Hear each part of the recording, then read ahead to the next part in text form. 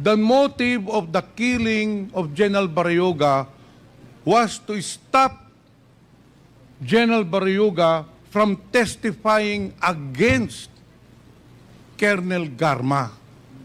Yun po ang totoong nangyari, Mr. Chair. And that is why I would like to recommend to this committee, in the committee report, that we should file the necessary cases against those perpetrators when I cannot let justice not be served to the victims. Mr. Chair, Colonel Eudina Garma has been involved in the different killings all over the country. In fact, Mr. Chair, si Colonel Garma, nung unang pagdinig pa lang natin, involved na po siya doon sa pagpatay ng 3 Chinese drug lords, which was corroborated by the different resource persons. Nung si Colonel Garma din ay na-assign doon sa Cebu City, there were 198 killings as recorded and as reported by Mayor Tommy Esmeña.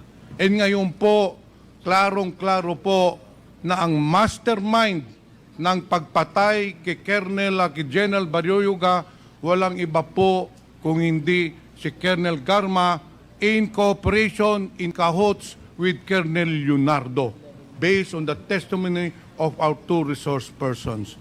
Mr. Chair, Colonel Garma is a woman disguised as a meek lamb, but deep inside her, she is a ruthless killer, killing without mercy innocent people, killing without remorse innocent victims, especially on the war on drugs. Kaya, Mr. Chair, I appeal that we should include in the committee report to file murder charges against Colonel Garma and Colonel Leonardo.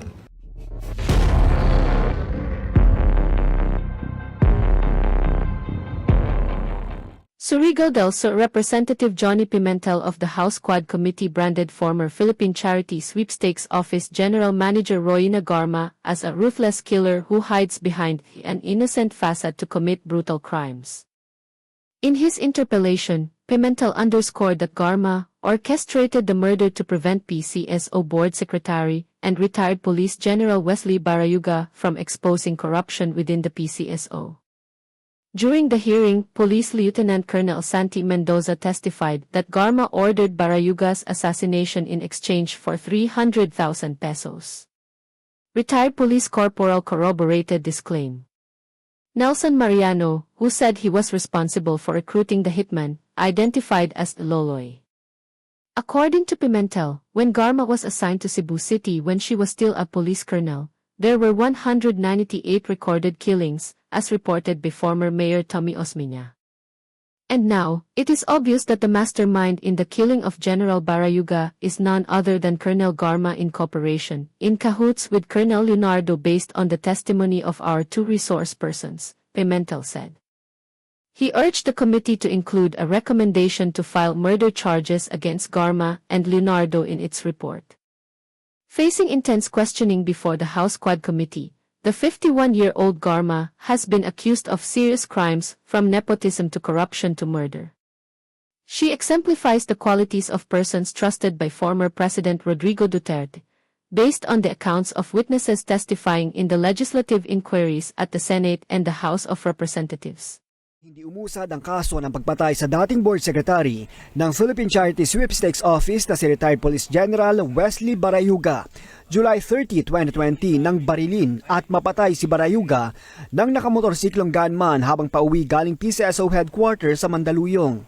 Makalipas ang 4 na taon, muling bubuksan ng PNP ang Barayuga murder case. Mr. Chair, yung nakita po ninyong video ngayon, lalo na doon sa mga nandito, yung po ay pangyayari noong July 30, 2020, kung saan pinaslang si Attorney Wesley Barayuga. Mamaya ikukwento ko po sa inyo or i-establish po natin, pero base sa salaysay niya para masigurado natin sino ang nagpapatay, binanggit na kanina ni Colonel Mendoza, at ang pinaka-importante sa lahat, Klaklaruhin po natin kung bakit pinapatay ni Colonel Garma si Attorney Wesley Barriuga. So kung mararapatin mo lang, Colonel Mendoza, para mas maliwanagan talaga ang lahat, isa-isahin po natin yung sinumpang salaysay mo. Sinabi mo sa paragraph 2, noong October 2019, nakatanggap ka ng tawag kay Police Colonel Edelberto Leonardo. Bakit kilala mo itong si Colonel Leonardo? Kasi po dati po akong Regional Drug Enforcement Unit ng NCRPO sa panahon po ni former Chief PNP Camilo Casculan, sir. So na-assign ka sa kanya sa Opo. under At his, lahat po ng RDEO chief before, may contact po sa kanya. So kilala mong personal itong si Colonel Leonardo. Opo. Nandito po ba si Colonel Leonardo sa kwartong ito? Pwede mo bang ituro saan dito si Colonel Police Colonel Huberto Leonardo? Opo. Pwede mo Katabi po ituro? ni Sir Patay. Mr. Chair, clearly the resource person has identified Police Colonel Leonardo in accordance with this affidavit. Nung tumawag sa iyo si Colonel Leonardo noong October 2019, anong sinabi sa iyo? Ayun nga po, sabi niya may pakiusap siya kung pwede tulungan ko raw siya sa isang project na to kasi high value target daw po. Ang Pero sinabi wala- niya sa iyo, nagpapatulong siya para sa isang malaking operasyon, sa isang high value target. Opo. Sa pagkakaintindi mo, nung sinabi siya iyo na pinakiusapan ka, ano ba ang ibig sabihin ng operasyon? Mr. Chair, sa pagkakaalam ko po, that was a time of war on drugs. So, it's a liquidation po. Colonel Mendoza, in police parlance, pag sinabing operation, ibig sabihin, meron siyang ipapapatay. Ganun po ba? Ang pagkakaintindi mo nung sinabi sa'yo na may operation siyang hinihiling sa'yo? Opo. Ngayon, dito sa pangatlong paragraph, hindi ka kaagad nag-oo sa kanyang hiling na gawin yung operasyon. Bakit nag-alanganin ka?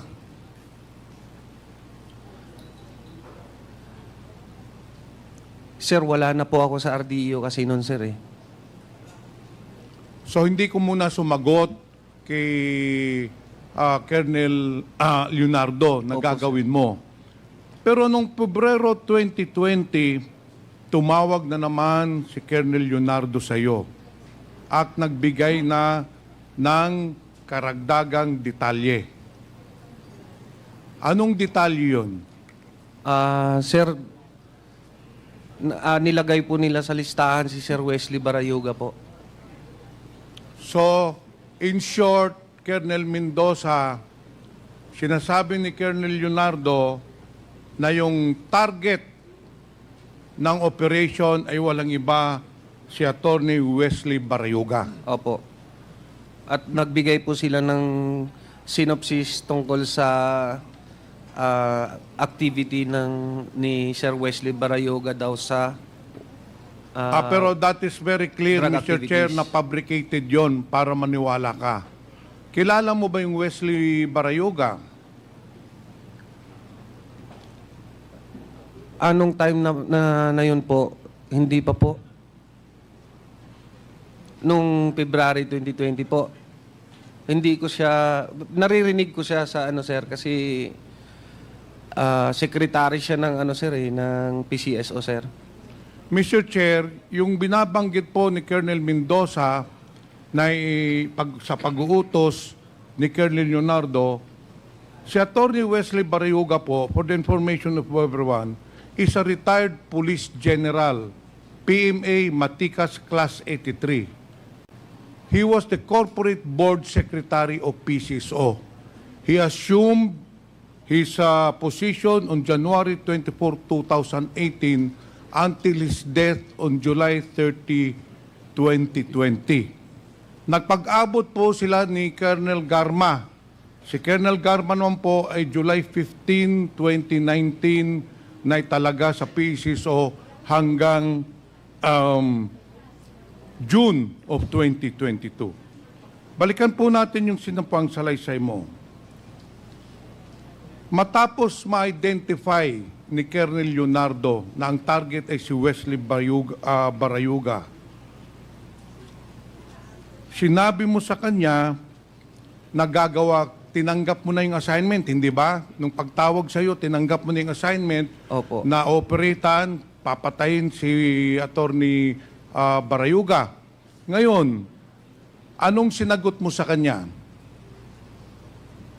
Hindi ba sinabi mo sa kanya? Yes, sir na lang po. Hindi ba sinabi mo sa kanya na, Sir, magsa-surveillance ako, i-verify ko muna kung sino yung target. Hindi po ba? Opo. Okay. Kasi nga po, government... Dahil hindi mo kilala yung Wesley Barayuga. Opo. Kaya sinabi mo kay Colonel Leonardo, Colonel, gagawa ko ng sarili kong investigasyon. Pero ang sagot sa iyo ni Colonel Leonardo, ang sinabi sa iyo, hindi mo na kailangan mag-verify o mag-imbestiga dahil bibigyan ka na lang ng profile at saka mga information ni ni General Manager Garma dahil siya ang nag-utos na ipapatay si si General Barayuga. Hindi po ba? Opo. Okay. Dito tayo sa paragraph 8. So inutusan ka na ni Colonel Leonardo na patayin si Wesley Barayuga, tinanggap mo na yung assignment, at nung tanggapin mong assignment, sinabihan ka na ni Colonel Leonardo na maghanda ka na para sa ating proyekto. Anong ginawa mong paghahanda? Sir, nag-recruit po ako ng angkop na tao para po sa trabahong inaatas niya sa akin, sir. Para ma-comply ko po sa kanya. In short, Mr. Chair, si Colonel Mendoza naghanap na ng tao na gagawa nung pagpaslang kay General Barayuga. Hindi ba, Colonel Mendoza? Yes, Your Honor. At sino pong nahanap mo na makakatulong na gawin yung pagpaslang kay General Barayuga? Your Honor, ang nakita ko po si Nelson Mariano po. Ipakituro nga dito, Mr. Chair, Colonel Mendoza, sino si Nelson Mariano? Ayan katabi mo. Ito po si Nelson Mariano. Anong sinabi mo kay Nelson Mariano? Ang sabi ko sa kanya na maghanap siya ng angkop na tao para sa trabahong to, Your Honor. In short, sinabihan mo si Mr. Nelson Mariano maghanap na ng hitman. Opo. Maghanap na ng hitman na siya ang papatay kay General Barayuga. Hindi po ba? Opo, Your Honor. Bakit mo kilala itong si Nelson Mariano? Isa ko po siyang informant nung dati po sa regional, nung nasa RDEO pa po ako ng NCRPO. Bakit Colonel Mendoza siya ang napili mong na maghanap ng hitman? Kasi po, sa pagkakalam ko, siya yung may kapasidad at may network po sa ganitong larangan ng trabaho po. So sa pagkakaalam mo, si Nelson Mariano maraming kilala ng mga guns for hire, hindi po ba? Opo. Ito ay nangyari nung lahat ng ito, yung pagpaplano, pagkontak kay Nelson Mariano, ay nangyari bago dumating ang COVID pandemic, hindi po ba? Opo. So ang nangyari, hindi natuloy yung proyekto. Hindi natuloy yung operation, nagantay kayo ng ilang buwan. Opo, Kasi Your Honor. nag-lockdown na nung pandemic, hindi po ba? Opo. Okay. Dito sa sinumpang salasay mo, sa paragraph 9, dahil lumipas na nga ang ilang buwan, hindi pa na-implement yung plano na patayin si General Barrioga, tumawag na naman po uli sa iyo si Colonel Leonardo at nakipag-ugnayan sa iyo. Hindi po ba? Tama po. At pagkatapos noon, tinawagan ka nung June 2020, hindi ba? Kasi yung unang tawag ni General o ni Colonel Leonardo, if I am not mistaken, was October 2019. Opo. Pangalawang tawag niya, February 2020. Nang pangatlong tawag na niya, yung June 2020 na, dahil minamadali ka na, dahil sinabi ni Colonel Leonardo, iniipit na siya ni GM Garma. Hindi po ba, Colonel Mendoza? Tama po, Your Honor. Ngayon, nung na-contact mo na si Colonel Nelson Mariano, tumawag uli sa iyo si Colonel Leonardo at sinabihan ka na may isang taong nagngangalang Tox na tatawag sa iyo, hindi ba? That day po yun na sa sir sa Your Honor na tumawag sa akin. The same time lang po yun. Tapos nag-relay siya na may talks na magkipag-coordinate nga daw sa amin. Na Yun tao ang ni- makikipag-coordinate Opo. niya sa iyo. Anong sinabi exactly ni Colonel Leonardo sa iyo? Sino itong Tox na ito? Si Tox daw po, bata ni Ma'am Garma. Kung sa pagkakaalam ko ang driver security. Mr. Chair, kung hindi ako nagkakamali, itong Tox ay yung Tox na pinakita na litrato ni Chairman Dan Fernandez kanina, who is still employed with the PCSO, and sabi na nga ni Colonel Mendoza, tao at bata ni Colonel Garma. Nung tinawagan ka na ni Tox, anong sinabi sa iyo? Bali, sinabihan ko lang po siya na mag-coordinate siya kay Nelson Mariano po kasi siya po yung... So nung tumawag sa isa Tox, sinabi mo si Nelson Mariano na lang ang kausapin. Opo. Pupunta po tayo doon mamaya.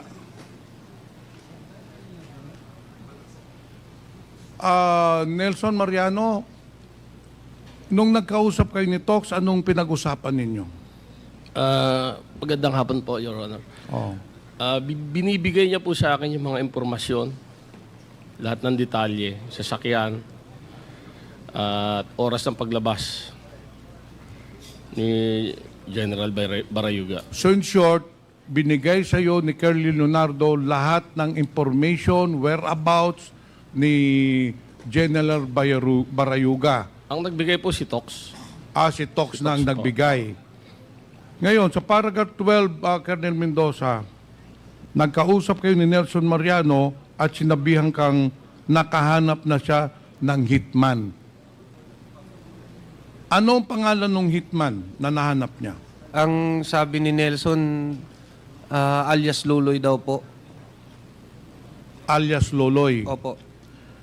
Ano naman ang sinabi ni Colonel Leonardo sa iyo, magkanong ibabayad doon sa hitman na si Loloy? 300,000 daw po galing kay Ma'am Garma. So very clear na sinabi niya yung 300 piso na ibabayad kay Loloy na yun ang papatay kay kay General Barayuga ay manggagaling kay Colonel Garma. Yung po ba? Opo, Your Honor. Mr. Chair, the plan was set from the very beginning. Tumawag si Colonel Leonardo kay Colonel Mendoza, sinabihan siya na may operation, and then si Colonel Mendoza, kinontak naman si Nelson Mariano, and then itong si Nelson Mariano, kinontak naman yung Loloy na hitman, at saka nag-usap sila ni Tox na tao ni Colonel Garma. And then on July 30, 2020, nangyari na po yung pagpatay o pagpaslang kay General Barayuga kung saan nakita po natin sa video, 2 beses na po pinalabas. Pagkatapos ng insidente, Colonel Mendoza, pagkatapos pagpaslang, ano na po ang sunod na nangyari? Sinong tumawag sa iyo? Tumawag ko sa akin si Sir Leonardo na may binibigay po daw na pabuya si Ma'am Garma. Tumawag sa iyo si Colonel Leonardo na sinasabing meron ng 300,000 pesos para ibayad dun sa hitman na nagpaslang kay General Barayuga. Yung po Opo. ba ang sinasabi nyo? Opo, Your Honor. So, sinong tumanggap ng 300,000? Si Nelson Mariano po. Sinong nagbigay ng 300,000 sa iyo, Nelson? Si Tox po. Si Tox. Pagkatanggap mo ng 300,000 pesos,